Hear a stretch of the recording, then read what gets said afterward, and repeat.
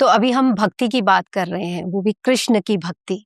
कृष्ण की भक्ति से एक अलग आनंद आता है हृदय में। तो सब बोलते हैं जैसे कि श्री कृष्ण हर किसी के हृदय में वास करते हैं।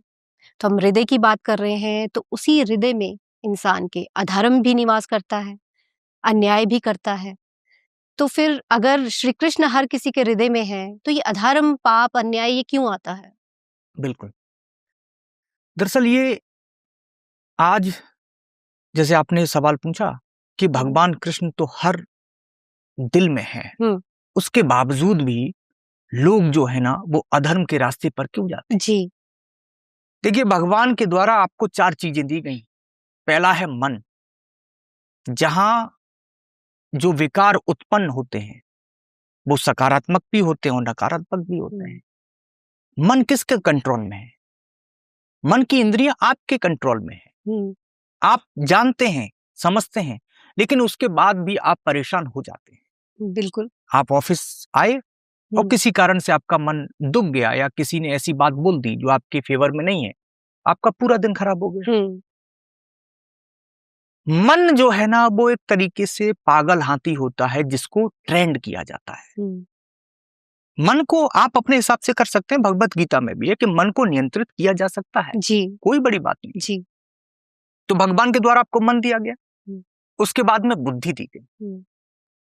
बुद्धि का दृष्टिकोण ये होता है कि देखिए वो साफ सुथरी है कि लोग कहते भी ना कि बुद्धि लगा रहे हो, यानी व्यापारिक दृष्टिकोण से कि मुझे यदि किसी व्यक्ति से फायदा लेना है, किससे संबंध रखने हैं, किससे संबंध खत्म करने हैं, कितने दिनों तक संबंध रखने हैं, तो ये आपको भगवान ने बुद्धि दी है, आप इसका इस्तेमाल करिए। उसके बाद है विवेक।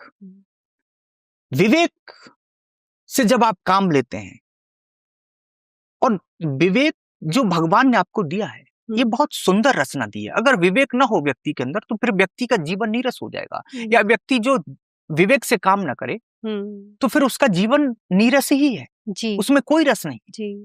तो भगवान ने आपको विवेक दिया। अब देखिए, आपका सवाल था कि मानव के हृदय में अधर्म का जो रास्ता पनपता है वो इसलिए पनपता है क्योंकि वो विवेक से काम नहीं करता है।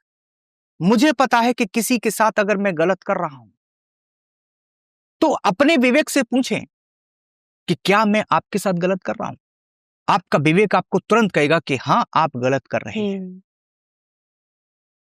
आज न तो हमारी इतनी सामर्थ्य है कि हम कुछ गलत कर रहे हैं और मैंने भगवान को बुला लिया और भगवान अपने साक्षात रूप में आ गए। हम तो एक इतने बड़े ब्रह्मांड में एक छोटे से एक टुकड़ा है, जीव है, इससे ज्यादा नहीं। तो विवेक आपको बताता है कि क्या करना है और क्या नहीं करना है। आज सोशल मीडिया के दौर पर हम किसी को कुछ भी गलत कमेंट कर देते हैं, वहां विवेक लगाते हैं? नहीं लगाते। हम किसी के साथ में, हमें पता है कि आपने या मैंने किसी पर विश्वास किया, वो विश्वास लोग इतना तोड़ देते हैं, इतना जल्दी तोड़ देते हैं, वहां पर विवेक नहीं लगाते हैं। वहां हम सोचते ही नहीं है। वहां पर कौन काम करता है? मन करता है और बुद्धि काम करता है। अब जब आप विवेक से काम करते हैं तो आपसे कभी कोई गलत हो ही नहीं सकता है। साथ ही साथ में जो अंतिम स्टेज है वो है चेतना। जब आप चेतना के तल पर, और भगवान की सबसे सुंदर दी गई चेतना, हमारा जो माइंड है ना, जो मन है, जो मस्तिष्क है, 86 अरब न्यूरॉन्स का जाल है। जब आप विज्ञान की दृष्टि से देखेंगे उसको हम चेतना कहते हैं। जब आप चेतना के तल पर जाते हैं तो वहां पर सिर्फ आपके मन में एक ही चीज बसती है, वो है भगवत प्राप्ति, भगवान के चरणों में समर्पित। इसके अलावा कुछ बसता ही नहीं। अच्छा बुरा तो ये भौतिक जगत के लिए है,